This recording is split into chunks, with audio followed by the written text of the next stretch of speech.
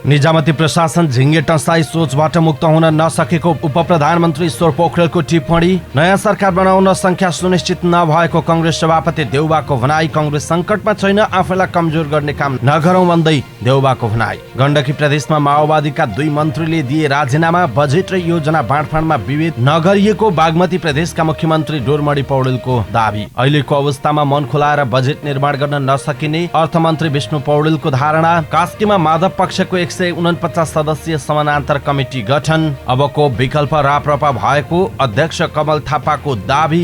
कांग्रेसको नेतृत्वमा वैकल्पिक सरकार बनाएर मुलुकलाई चुनावमा लैजानु पर्ने प्रकाशमान सिंहको धारणा। नेपालमा गएको 24 घण्टामा थप 339 जनामा कोरोना संक्रमण पुष्टि।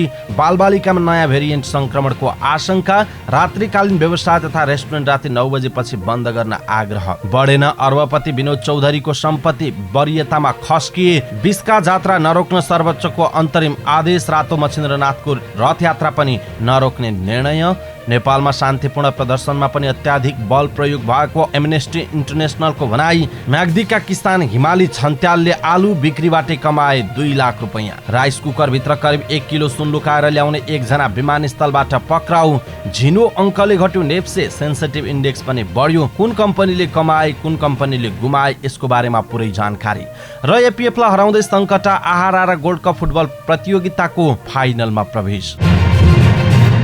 दर्शक महानुभाव नमस्कार। हाम्रो च्यानल समाचारपाटी.com मा यहाँहरूलाई हार्दिक स्वागत छ। सदाको झैं आज पनि हामी उपस्थित भइसकेका छौं। आजका मुख्य समाचार लिएर हामीलाई अन्तिमसम्म हेर्नुहोला अनि हाम्रो मेहनतका लागि यो भिडियोमा एउटा लाइक अवश्य गरिदिनुहोला। दर्शक महानुभाव पल पलको न्यूज अपडेटका लागि हाम्रो च्यानल सब्स्क्राइब गर्नुहोस् अनि नजिकै आउने बेल आइकनलाई क्लिक गर्नुहोला।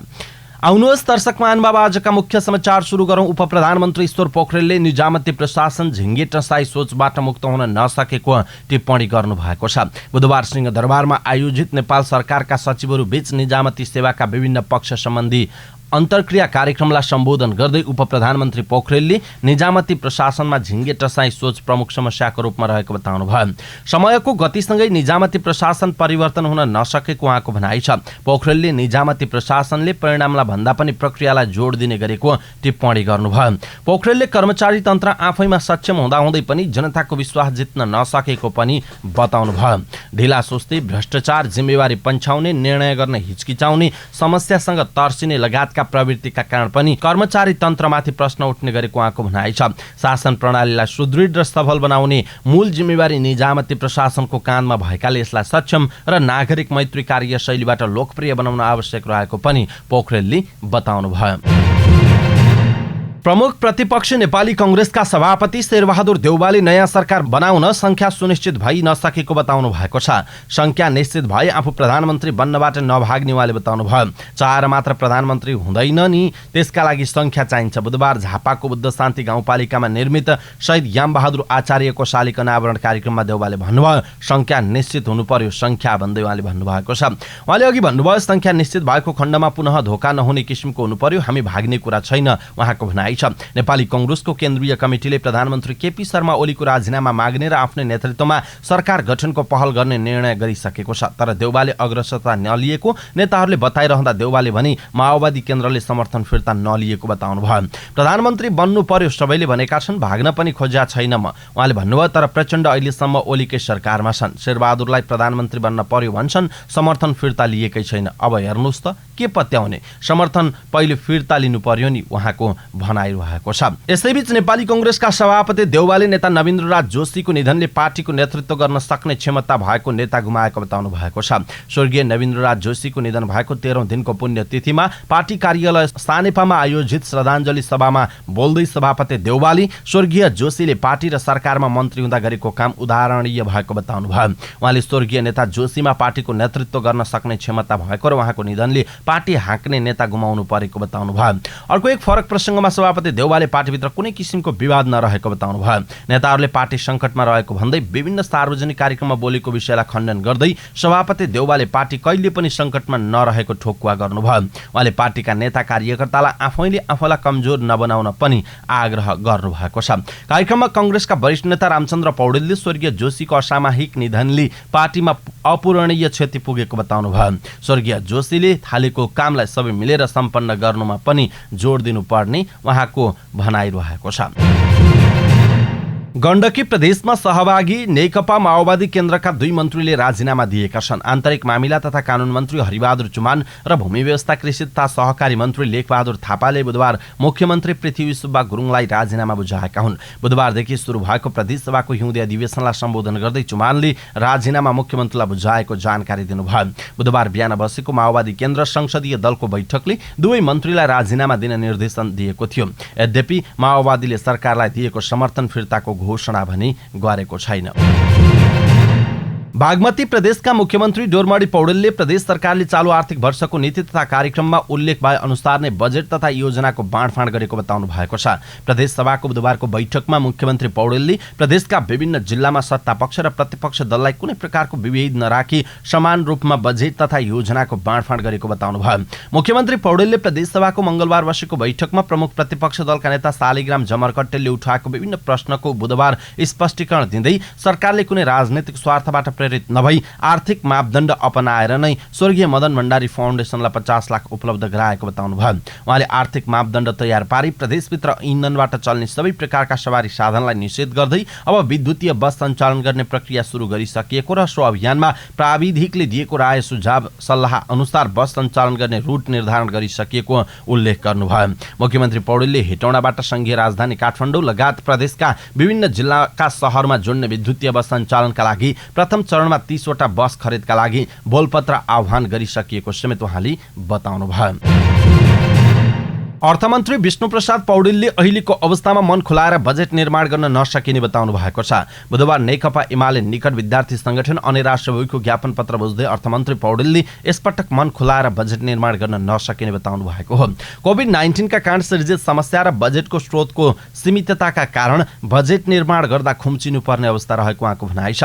उहाँले बजेटमा समावेश गर्नुपर्ने विषय अनि राष्ट्रव्यापीले दिएको सुझाव अत्यन्त महत्त्वपूर्ण भए पनि बजेटको स्रोत हेरेर निर्माण गर्नुपर्दा समस्या रहेको बताउनु। कोभिडका कारण खुम्चिएको राजस्व, अन्तर्राष्ट्रिय सहयोग परिचालन र आन्तरिक ऋणको परिधिभित्रै रहेर बजेटको स्रोत निर्माण गरिने पनि प्रश्न पार्नुभयो। त्यसैले यसपटक मन खुलाएर हात फैलाएर बजेट निर्माण गर्ने नभई खुम्चिएर निर्माण गर्नुपर्ने परिस्थिति रहेको अर्थमन्त्री पौडेलले बताउनु भएको छ। अनि राष्ट्रव्यापीका अध्यक्ष ऐन महर सहितका विद्यार्थी नेताहरूले आउँदो वर्षको बजेटमा शिक्षा क्षेत्रका लागि कम्तीमा 20% बजेट छुट्याउन माग गरेका छन्। नेकपा एमालेको माधव नेपाल समूहले कास्कीमा समानान्तर कमिटी गठन गरी शपथ गराएको छ। चैत 19 गते माधव कुमार नेपाल र गण्डकी प्रदेश इन्चार्ज सुरेन्द्र पाण्डेले धनराज आचार्यको संयोजकत्वमा 75 सदस्यीय जिल्ला कमिटी घोषणा गरेका थिए। समानान्तर कमिटीको सचिवमा होम नेपाली थिए। घोषणा गरिएको सदस्यको संख्या थपेर 149 सदस्य पुर्याएर शपथ गराइएको कास्की अध्यक्ष आचार्यले जानकारी दिनुभयो। कमिटीको उपाध्यक्षमा सुभाकर भण्डारी, उपसचिवमा पूर्ण लामा चयन हुनुभएको छ। त्यस्तै पोखरा महानगर कमिटी अध्यक्षमा मुक्ति पौडेल र सचिवको जिम्मेवारी सुशील बस्नेतलाई दिइएको छ। राष्ट्रिय प्रजातन्त्र पार्टीका अध्यक्ष कमल थापाले भ्रष्टाचार, धर्म परिवर्तन र सर्वसत्तावादलाई सधैँका लागि अन्त्य गर्नका निमित्त जनताको मन जितेर राप्रपा अगाडि बढ्नुपर्ने बताउनु भएको छ। राप्रपा मकवानपुरद्वारा हेटौडामा आयोजित प्रशिक्षण कार्यक्रमलाई सम्बोधन गर्दै थापाले राष्ट्रियता, प्रजातन्त्र र सनातन धर्म संस्कृतिको संरक्षण र सम्वर्धन गर्दै सबल र समृद्ध नेपाल निर्माणका निम्ति अबको विकल्प राप्रपा भएको समेत दावी गर्नुभयो। कांग्रेस कम्युनिस्टले दिएको मार्गचित्र गलत र त्रुटिपूर्ण भएको भन्दै थापाले गणतन्त्र, धर्मनिरपेक्षता र संघीयताले मुलुकको हित नगर्ने समेत ठोकुवा गर्नुभयो। मुलुकको स्वाधीनता प्रमुख विषय भएको बताउँदै उहाँले गौरवशाली इतिहासलाई मटियामेट गरेर नयाँ भाष्य सृजना गर्ने दुष्प्रयास सफल हुन नहुनेमा पनि जोड दिनुभयो। नेपाली कांग्रेसका केन्द्रीय सदस्य प्रकाशमान सिंहले संविधान कार्यान्वयनका लागि कांग्रेसको नेतृत्वमा वैकल्पिक सरकार बनाएर देशलाई चुनावमा लैजानु पर्ने बताउनु भएको छ। कांग्रेसको नेतृत्वमा जारी भएको संविधानको रक्षाका लागि कांग्रेसको नेतृत्वमा वैकल्पिक सरकार बनाउनु जरुरी रहेको उहाँले बताउनुभयो। कांग्रेस नेता नवीन्द्रराज जोशीको 13औं स्मृति दिवसको अवसरमा बुधबार काठमाडौँमा आयोजित श्रद्धाञ्जली कार्यक्रममा नेता सिंहले पुनर्स्थापित संसदले राम्रोसँग काम गर्न नसकिरहेको अवस्थामा कांग्रेसको नेतृत्वमा वैकल्पिक सरकार सरकार बनाउनु पर्ने बताउनु भएको हो। कांग्रेस केन्द्रीय समिति बैठकले संसद विघटनको अलोकतान्त्रिक कदम चाल्ने सरकारका प्रधानमन्त्रीले राजीनामा दिनुपर्छ र कांग्रेसको नेतृत्वमा वैकल्पिक सरकार बनाएर निर्वाचन गराउनेतर्फ लाग्नुपर्छ उहाँले भन्नुभयो। नेता सिंहले कांग्रेसले 14औं महाधिवेशन समयमै सम्पन्न गर्नका लागि सभापति शेरबहादुर देउवाको ध्यान आकर्षण समेत गराउनुभयो। पछिल्लो 24 घण्टामा नेपालमा 339 जनामा कोरोना भाइरस कोभिड-19 को संक्रमण पुष्टि भएको छ। स्वास्थ्य तथा जनसंख्या मन्त्रालयका अनुसार देशभर 4100 नमुनाको पीसीआर टेस्ट गर्दा 298 जनामा संक्रमण पुष्टि भएको छ। यस्तै 1040 एन्टिजेन टेस्ट गर्दा 41 जनामा संक्रमण पुष्टि भएको मन्त्रालयले जनाएको छ। हाल देशभर 2201 सक्रिय संक्रमित रहेको जनाइएको छ। यसैबीच विद्यालय जाने उमेरका बालबालिकाहरूमा समेत कोभिड-19 को युके भेरिएन्टसँग मिल्दोजुल्दो संक्रमण देखिएको छ। एपिडेमियोलोजी तथा रोग नियन्त्रण महाशाखा एडीसीडी का प्रमुख डाक्टर कृष्ण पौडेलका अनुसार बालबालिका र 50 वर्षभन्दा कम उमेरका मानिसहरूमा देखिएको संक्रमण युके भेरिएन्ट B117 सँग मिल्दोजुल्दो भएको पाइएको हो। यद्यपि यसलाई प्रमाणित गर्नुपर्ने जिन सिक्वेन्सिङ नेपालमा हुँदैन। पौडेलका अनुसार पछिल्लो समय भेटिएका केही संक्रमितमा यस जिन देखिएकाले नयाँ भेरिएन्ट हुन सक्ने आशंका गरिएको छ। अहिलेसम्म कोरोना भाइरसका 3 भेरिएन्ट पाइएको छ। बेलायतमा B117, अफ्रिकामा B135 र ब्राजिलमा P1 तिनै भेरिएन्ट छिमेकी मुलुक भारतमा पनि भेटिएको छ। नेपालमा भने युके भेरिएन्ट मात्र पुष्टि भएको छ।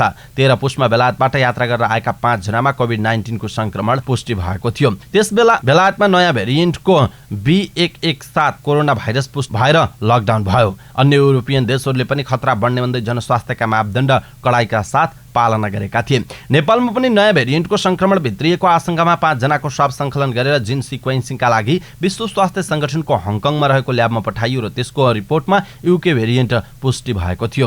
गत फागुनको पहिलो साता मुक्तिनाथ दर्शन गरेर फर्किएका एक व्यक्तिको परीक्षण गर्दा पनि नयाँ प्रकारको भाइरस देखिएको र सो व्यक्तिको कन्ट्र्याक्ट ट्रेसिङमा रहेका 13 जनाको नमुना परीक्षण गर्दा उनीहरूमा पनि नयाँ भेरिएन्टको भाइरस पुष्टि भएको थियो। बालबालिकामा नयाँ भेरिएन्ट संक्रमणको आशंका। अनलाइन खबरमा यो समाचार रहेको छ। सरकारले रात्रिकालीन व्यवसाय तथा रेस्टुरेन्टहरू राति 9 बजेपछि बन्द गर्न आग्रह गरेको छ। कोरोना संक्रमण नियन्त्रणका लागि जनस्वास्थ्य मापदण्डको उल्लङ्घन र कोरोनाको बेलायत भेरिएन्टको बढ्दो दरलाई मध्यनजर गर्दै स्वास्थ्य तथा जनसंख्या मन्त्रालयले रात्रिकालीन व्यवसाय कडाइका साथ बन्द गराउन आग्रह गरेको हो। मन्त्रालयका सहप्रवक्ता डाक्टर समीर कुमार अधिकारीले बुधबार सूचना जारी गर्दै संक्रामक रोग ऐन बमोजिम कारबाही गर्ने गरी घर बाहिर र सार्वजनिक स्थानमा मास्कको प्रयोगलाई अनिवार्य गराउन पनि सबै जिल्ला प्रशासनलाई आग्रह गर्नु भएको छ। यसैगरी कोरोना संक्रमितको पहिचान गर्न कन्ट्याक्ट ट्रेसिङ बढाउन तथा केस इन्भेस्टिगेसनका लागि एन्टिजेन र आवश्यकता अनुसार पीसीआर परीक्षण बढाउन पनि मन्त्रालयले सम्बन्धित स्वास्थ्य कार्यालय तथा स्थानीय तहहरूलाई आग्रह गरेको छ। त्यसैगरी ठूला शहरहरूमा 500 भन्दा बढी र साना शहरहरूमा 100 भन्दा बढी सक्रिय संक्रमित देखिएमा ती स्थानमा आवागमनमा कडाई गर्न पनि मन्त्रालयले सम्बन्धित निकायलाई आग्रह गरेको छ। विदेशबाट आउने विभिन्न टोली वा भ्रमण दलका सदस्यहरूको संख्या तथा क्वारेन्टिनका नियममा कडाई गर्न पनि मन्त्रालयले आग्रह गरेको छ। मन्त्रालयले काठमाडौँ, पोखरा लगायतका ठूला शहरहरूमा विद्यालय जाने उमेर समूहमा पनि कोरोना संक्रमण बढ्दो रहेकाले शैक्षिक संस्थाहरूमा पनि उच्च सतर्कता अपनाउन आग्रह गरेको छ। यस्तै बढी भिडभाड हुने स्थान शपिङ मल, सिनेमा हल, नाचघर, health club, swimming pool, party palace, मन्दिर लगायतका क्षेत्रमा उच्च स्वास्थ्य सुरक्षा सावधानी अपनाउन पनि आग्रह गरेको छ। नेपालका एकमात्र अर्बपति विनोद चौधरीको सम्पत्ति पछिल्लो 1 वर्षमा स्थिर देखिएको छ। अमेरिकी म्यागजिन फोर्ब्सका अनुसार यस वर्ष विनोद चौधरीको सम्पत्तिको कुल मूल्याङ्कन 1 अर्ब 40 करोड छ। अघिल्लो वर्ष पनि त्यही नै थियो। सन् 2019 मा चौधरीको सम्पत्ति 1 अर्ब 70 करोड डलर थियो। यद्यपि यस वर्ष अर्बपतिको सूचीमा चौधरी 628औं स्थान तल झरेका छन्। मंगलबार सार्वजनिक गरिएको सूची अनुसार उनी 2141औं स्थानमा छन्। गत वर्ष चौधरी 1513औं स्थानमा थिए। फोर्ब्सले उल्लेख गरे अनुसार सीजी कम्पनी ग्लोबलका मालिक चौधरीसँग नोबेल बैंक र वाइवाई चाउचाउ उत्पादक सीजी फुड्सको स्वामित्व छ। वाइवाईको कारखाना भारत, सर्बिया र बंगलादेशमा पनि छ भने इजिप्टमा निर्माणको क्रममा छ। चौधरी ग्रुपको 135 वटा आफ्नै स्वामित्व रहेका तथा व्यवस्थापन गरिएका होटल सम्पत्ति छन्। गत वर्ष फोर्ब्सको सूची अनुसार नेटवर्थ 1 अर्ब डलर भन्दा धेरै हुने अर्बपतिको संख्या 2095 थियो। यस वर्ष अर्बपतिहरूको संख्या बढेर 2755 पुगेको छ। सर्वोच्च अदालतले भक्तपुरमा मनाइने बीचका जात्रा नरोक्न अन्तरिम आदेश दिएको छ। जिल्ला प्रशासन कार्यालयले कोरोना संक्रमण बढेको भन्दै जात्रा रोक्ने निर्णय गरेपछि सर्वोच्चमा रिट परेको थियो। त्यसमा प्रारम्भिक सुनवाई गर्दै न्यायाधीश पुरुषोत्तम भण्डारीको एकल इजलासले अन्तरिम आदेश जारी गरेको हो। बुधबार नै भक्तपुर नगरपालिकाले स्वास्थ्य मापदण्ड पालना गर्दै जात्रा मनाउने निर्णय गरेको छ। त्यसअघि सांसद प्रेम सुवाल र नगरपालिका जनप्रतिनिधि लगायतको टोलीले प्रमुख जिल्ला अधिकारीलाई भेटेर जात्रा रोक्ने निर्णय सच्याउन आग्रह गरेको थियो। यसमा प्रमुख जिल्ला अधिकारी सकारात्मक भए पनि निकास दिन जति ढिलो हुन्छ समस्या झन् जटिल हुन सक्ने भन्दै नगरपालिकाले जात्रासँग सरोकार राख्नेहरूसँग बैठक राखेर 5 बुँदे निर्णय गरेको छ। भैरवनाथको रथ तान्ने, लिङ्गो उभ्याउने र ढाल्ने जात्रा कोभिड-19 को जोखिमलाई ध्यानमा राखेर स्वास्थ्य सुरक्षा मापदण्ड अपनाई सभ्य र शान्तिपूर्ण रूपमा सञ्चालन गर्ने बैठकले निर्णय गरेको छ। यसैबीच वर्षा र सहकालका देवताका रूपमा पुजिने रातो मछिन्द्रनाथको रथयात्रा आवश्यक स्वास्थ्य सुरक्षा मापदण्ड पालना गरी सञ्चालन गरिने भएको छ। गुठी संस्थान कार्यालय ललितपुरको आयोजनामा जिल्ला प्रशासन कार्यालयमा बुधबार बसेको सर्वपक्षीय बैठकले कोरोना महामारीको बढ्दो जोखिमलाई मध्यनजर राखी 2078 सालको मछिन्द्रनाथको जात्रा सञ्चालन गर्ने निर्णय भएको ललितपुरका सहायक प्रमुख जिल्ला अधिकारी ललित कुमार बस्नेतले जानकारी दिनुभएको छ। रथयात्रालाई मर्यादित, अनुशासित, शान्तिपूर्ण रूपमा सम्पन्न गर्नका लागि सरोकारवाला सबैको बीचमा व्यापक छलफल गरी मछिन्द्रनाथको जात्रा सञ्चालन गर्ने निर्णय भएको उहाँले बताउनुभयो। सरोकारवालाले स्थानीय धर्म संस्कृतिको मुख्य पर्वको रूपमा रहेको रथयात्रालाई कोरोना संक्रमण फैलन नदिनका लागि सामाजिक दूरी, मास्क, सेनिटाइजर लगायतका स्वास्थ्य मापदण्ड पालना गराउने निर्णय भएको उहाँले बताउनुभयो। रथयात्रा सञ्चालन गर्ने क्रममा बढी भिडभाड हुन नदिने व्यवस्था मिलाउन सबैले आफ्नो तर्फबाट गर्नुपर्ने सबै कार्यहरू प्राथमिकताका साथ समयमै गर्ने गराउने व्यवस्था मिलाउने पनि निर्णय भएको जनाइएको छ। एमनेस्टी इन्टरनेसनलले नेपालका सुरक्षा बलले शान्तिपूर्ण प्रदर्शन भएका ठाउँमा पनि अत्याधिक बल प्रयोग गर्ने गरेको प्रतिवेदन सार्वजनिक गरेको छ। एमनेस्टी इन्टरनेसनलले बुधबार सन् 2020-21 को प्रतिवेदन सार्वजनिक गर्दै नेपालमा हुँदै आएका शान्तिपूर्ण प्रदर्शनकारी तथा अधिकार कर्मीहरूमाथि सुरक्षा बलले अत्याधिक बल प्रयोग गरी हिरासतमा लिने काम गर्दै आएको बताएको हो। प्रतिवेदनमा नेपाल सरकारले नेपाल विशेष सेवा विधेयक मार्फत न्यायिक अनुमति बिना व्यक्तिको गोप्य जानकारी लिने व्यवस्था गर्न खोजेको उल्लेख छ। नेपाल विशेष सेवा विधेयक संसदको माथिल्लो सदनले गत जेठमा अनुमोदन गरेपछि तल्लो सदनमा विचाराधीन अवस्थामा छ। सूचना तथा सञ्चार मन्त्रालयले पर्याप्त कानुनी सुरक्षा बिना नै अधिकारीहरूलाई व्यक्ति तथा संस्थामाथि निगरानी गर्ने, सूचना सङ्कलन र अभिलेख गर्ने गरी फराकिलो अधिकार दिने प्रावधान सहितको दूरसञ्चार सम्बन्धी विधेयक मस्यौदा तयार पारेको विषय पनि प्रतिवेदनमा उल्लेख छ। सरकारले प्रस्ताव गरेको आम सञ्चार विधेयक, मिडिया काउन्सिल विधेयक र सूचना प्रविधि विधेयकमा संशोधन नभई नागरिकको अभिव्यक्ति स्वतन्त्रता घट्ने उल्लेख गरेको छ। यस्तै पत्रकार लगायत दर्जनौं व्यक्तिहरूलाई गलत सूचना फैलाएको वा कोभिड-19 महामारीका सन्दर्भमा सरकारको आलोचना गरेकोमा पक्राउ गरेको र 30 भन्दा बढी वेबसाइट बन्द गरिएको पनि प्रतिवेदनमा उल्लेख छ। सत्तारूढ दलले द्वन्द्वकालीन अपराधमा संलग्न भएकाहरूलाई पूर्ण र स्वतन्त्र अनुसन्धान बिना शक्तिशाली पदहरूमा नियुक्ति गर्ने कार्य जारी राखेको पनि प्रतिवेदनमा उल्लेख गरिएको छ। म्याग्दीको रघुगङ्गा गाउँपालिका 6 ठाडाखानीकी हिमाली छन्त्यालले यो वर्ष आलु बिक्री गरेर मात्र 2 लाख रुपियाँ कमाउनु भयो। आलुको बिउ महँगो भएकाले थोरै किनेर हिउँदे आलु रोपेकी छन्त्यालले थोरै रोपे पनि आलुको राम्रो भाउ आएकाले उहाँलाई कुनै दुखेसो छैन। सधैँ जस्तो आलु बेच्न बजार लानु पनि परेन, ग्राहकले घरमै आएर लगे। थोरै आलु रोपेर राम्रो मूल्यमा बेचेकाले छन्त्याल आलु खेतीबाट सन्तुष्ट हुनुहुन्छ। म्याग्दीको पल्लो भेगमा अहिले धमाधम हिउँदे आलु खनेर बेच्ने समय हो। यो वर्ष आलुको बिउ आकाशिएकाले बिउ अभावमा थोरै रोपे तापनि हिउँदे आलुको राम्रो भाउ पाएकाले आलु किसानहरू खुसी रहेका छन्। रामचेकी लीलमाया पुनलाई पनि थोरै आलु रोपेकोमा कुनै पछुतो छैन। महँगो बिउ भएकाले थोरै आलु रोपे तापनि आम्दानी उठेर पनि आफूलाई पुग्दो भएकाले उहाँ खुसी हुनुहुन्छ। छन्त्याल र पुन जस्तै म्याग्दीका धेरै किसान अहिले कृषि कर्मबाट नै मनज्ञ आम्दानी हुन थालेपछि खेतीपातीको काममा नै हौसिएका छन्। 2 वर्षसम्म आयातित तरकारीको भर पर्नुपर्ने म्याग्दी जिल्ला अहिले तरकारीमा आत्मनिर्भर पनि बन्दै गएको छ। फ्लाइ दुबई एयरलाइन्सको उडानबाट राइस कुकरमा करिब 884.450 ग्राम सुन ल्याउने एकजनालाई प्रहरले विमानस्थलबाट पक्राउ गरेको छ। विमानस्थलमा मंगलबार राति 10:15 बजे दुबईको विमानबाट आएका धनुषाका 34 वर्षीय प्रकाश महरालाई विमानस्थल स्थित भन्सार कार्यालय परिसरबाट पक्राउ गरेको हो। प्रहरीका अनुसार उनले फ्लाइ दुबई एयरलाइन्सको उडानद्वारा दुबईबाट काठमाडौँ आउँदा राइस कुकरमा लुकाई छिपाई ल्याएको उक्त परिणामको धातु र बाला ल्याएका थिए। यस सम्बन्धमा प्रहरीले थप अनुसन्धान भइरहेको जनाएको छ। बुधबार शेयर कारोबार मापक नेप्से परिसूचक धिनो अङ्कले घटेको छ। क वर्गका कम्पनीहरूको कारोबार मापन गर्ने सेन्सिटिभ इन्डेक्स पनि केही सुधार देखिएको छ।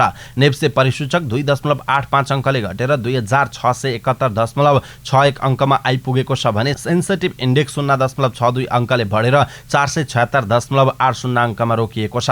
कारोबार रकम भने 8 अर्ब नाघेको छ। दिनभर भएका 75,265 कारोबारबाट 215 कम्पनीका 1,63,66,472 किता शेयर किनबेच भएका छन्। जनअनुसार कारोबार रकम 7,14,90,48,209 रुपियाँ पुगेको छ। समूहगत इन्डेक्सहरू धेरैजसो घटेका छन्। व्यापार समूह 163 अङ्कले घटेको छ भने जलविद्युत 33.03 अङ्कले घटेको छ। निर्जीवन बीमा समूह, उत्पादनमूलक जीवन बीमा र लगानी समूहमा रहेका कम्पनीहरूको शेयर मूल्य घटेको छ। उता बैंकिङ समूहको सब इन्डेक्स भने 5.23 अङ्कले बढेको छ भने होटल तथा पर्यटन 332.64 अङ्कले उकालो लागेको छ। विकास बैंक 40.52 अङ्कले उकालो लाग्दा लघुवित्त 107.44 अङ्कले बढेको जनाइएको छ। र सशस्त्र प्रहरीको एपीएफ क्लबलाई हराउँदै Sankata club RR gold cup football प्रतियोगिताको फाइनलमा पुगेको छ। पोखरा रङ्गशालामा बुधबार भएको खेलमा सङ्कटाले एपीएफलाई 2-0 गोलले हराउँदै उपाधि नजिक पुगेको हो। सङ्कटाका लागि सुभाष गुरुङ र विदेशी खेलाडी ग्लोरीले गोल गरेका छन्। सङ्कटाले उपाधिका लागि बिहिबार हुने नेपाल पुलिस क्लब र अफ्रिकन रोड बीचको विजेतासँग खेल्नेछ। प्रतियोगितामा 8 टोलीको सहभागिता रहेको थियो। प्रतियोगिताको विजेताले 10 लाख रुपियाँ र ट्रफी प्राप्त गर्नेछ। फाइनल खेल आउँदो शनिबार हुँदैछ। अवस्था दर्शक महानुभाव, आजका मुख्य समाचार यति नै। हामीले प्रस्तुत गरेका मुख्य समाचारहरूप्रति तपाईँको धारणा के आफ्नो धारणा तलको कमेन्ट बक्समा कमेन्ट गर्नुहोला। हाम्रो मेहनतका लागि भिडियोमा एउटा सानो लाइक अवश्य गरिदिनु होला। दर्शक महानुभाव, पल पलको न्युज अपडेटका लागि हाम्रो च्यानल सब्स्क्राइब गर्नुहोस् अनि नजिकै आउने बेल आइकनलाई क्लिक गर्नुहोला। पल पलको न्युज अपडेटका साथ फेरि हाम्रो भेट हुनेछ। तपाईँ समाचारपाटी.com हेर्दै गर्नुहोस्। नमस्कार, शुभ दिन।